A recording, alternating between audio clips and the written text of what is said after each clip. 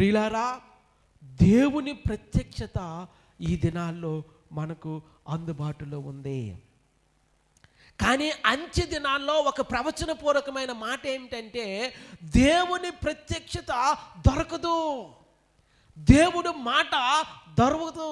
ప్రియులారా, ఇది ఆత్మీయ కరువు. ప్రియులారా, దేవుని వాక్యములో మనం చూస్తూ ఉన్నాము, రాబోవు దినమునందు దేశములో నేను క్షామం పుట్టింతును, అది అన్నపానము లేకపోవటం వలన కలుగు క్షామము కాక యెహోవా మాటను వినకపోవటం వలన కలుగు క్షామముగా ఉండును.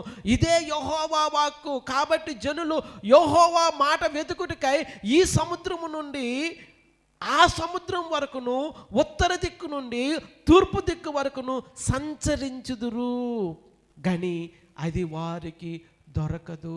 ప్రియులారా, వాక్యం ఇది నాన్న మీకు స్వేచ్ఛగా లభిస్తూ ఉంది.